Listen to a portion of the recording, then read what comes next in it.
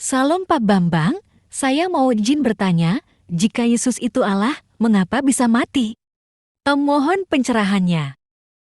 Sebetulnya saya jawab gini bosen juga, tapi enggak apa-apa lah. Kita orang sabar lebih daripada para pahlawan. Kata Tuhan tadi kan sudah dikatakan, itu kan fungsional. Seperti kata Lord. Ya, tapi kalau Lord of Lord itu God. Lord itu Charles misalnya. Kalau Charles mati, yang mati itu apa Lordnya apa Charlesnya? Ya Charlesnya. Lord tidak bisa mati kan, Lord itu jabatan. Semisal misalnya Presiden Soekarno wafat. Yang wafat kan fisik Soekarnonya. Presiden kan itu jabatan, mana bisa jabatan wafat. Makanya dia yang dibunuh dalam keadaannya sebagai manusia. Bukan Tuhan itu dibunuh. Tuhan tidak bisa mati. Kalau di dalam kidung-kidung gereja ortodok ya, gereja timur itu, ada ungkapan misalnya, Kudusullah, Kudusul Qawi, Kudusul Lati la yamut irhamna. Kuduslah engkau ya Allah, kuduslah engkau yang maha kuasa. Kudusu ayyuhal qawi, Kudusul Lati la yamut irhamna. Kuduslah engkau yang tak berkematian. Ya, kasihanilah kami. Tapi ada rumusan yang berasal dari gereja-gereja non-Kalsedonian yang berbunyi ya, Kudusulillah kudusulil qawi kudus, Kudusulillahi la yamut irhamna, Kudusun kudusun yaman sulibta anirhamna. Kuduslah engkau ya Allah, kuduslah engkau yang maha kuasa, kuduslah engkau yang tak berkematian, yang disalibkan bagi kami, kasihanilah kami. Jadi Yesus itu tidak bisa mati sebagai firman Allah, tetapi disalibkan bagi kami dalam kemanusiaannya. Itu ayatnya clear sekali kok. Dan dalam keadaannya sebagai manusia dia telah taat, bahkan taat sampai mati, bahkan mati di kayu salib. Yang mati di kayu salib itu dalam keadaannya sebagai manusia. Diulang lagi, ini kan Filipi ya, Filipi pasal 2. Diulang lagi misalnya dalam 1 Petrus pasal 3 ayatnya 18. Dia yang dibunuh dalam keadaannya sebagai manusia. Jadi jangan GR, Tuhannya orang Kristen mati. Itu kan bukan seperti itulah. Maka beragama itu yang beradab lah. Menilai orang lain itu dalam presuposisi agama yang bersangkutan. Kalau agamanya pengkritik ini dikritik kan ya marah, ya. Maka janganlah suka membuat kesalahpahaman, memelihara kesalahpahaman, memelihara paham yang salah meskipun sudah dijelaskan. Agree in disagreement.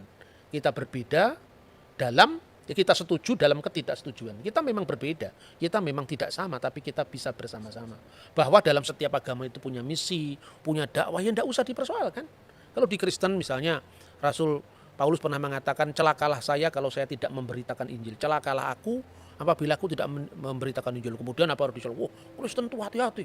Itu agama yang suka mempengaruhi orang lain. Setiap agama kan mempengaruhi orang lain. Lihat dulu Nusantara ini Hindu-Buddha dengan kejayaannya Majapahit itu. Kemudian karena dakwahnya para wali, kemudian menjadi Islam. Nah sekarang kalau misalnya ada orang Islam menjadi Kristen, ya biarkan saja lah. Itu kan hak asasi manusia. Tidak perlu harus ada gerakan anti pemurtadan. Murtad dan tidak murtad tergantung dari pihak mana kita melihat kan.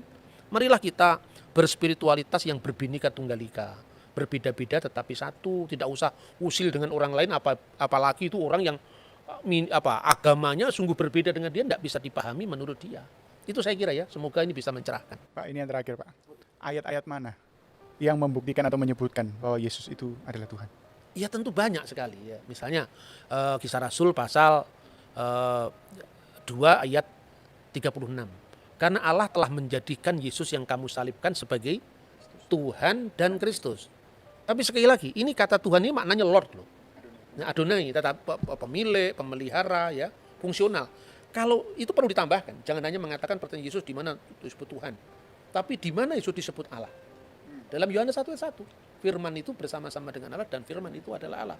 Firman itu adalah memra Allah, tapi sekaligus memra min khedem Allah.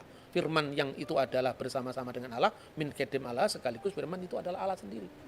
Ya, terus terakhir barangkali ya, orang mengatakan, di mana Yesus pernah mengatakan, ya, akulah Allah, sembahlah aku. Ya, tidak ada ungkapan seperti itu. Tapi apakah berarti kalau misalnya Jokowi tidak pernah, saya presiden Indonesia, hormatlah kepada saya, enggak perlu. Orang sudah tahu kalau dia Jokowi, presiden, ya tahu.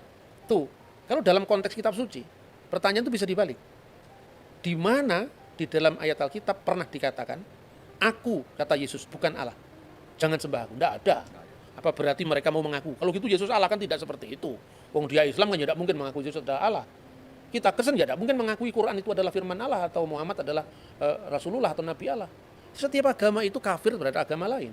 Tidak usah kita menstigmakan orang lain kafir, orang lain yang berbeda harus kita musuhi, tidak perlu. Karena apa? Kita ini sama-sama kafir sekaligus sama-sama beriman. Kita beriman kepada yang kita imani toh. Kita beriman pada Yesus. Tapi bagi orang Muslim kan nggak beriman pada Yesus, berarti kafir terhadap Yesus. Kan gitu kan? Kita percaya kepada Alkitab.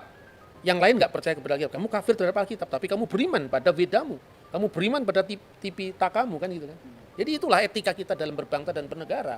Tidak boleh kita memaksakan ruang privat kita ke ruang publik, kemudian orang lain harus sama dengan kita dan diukur dari kita. Nggak bisa itu. Demikian saya kira. Baik. Oke Pak Bambang, penjelasan Anda sangat mencerahkan dan menguatkan iman kami. Terima kasih, Tuhan Yesus memberkati.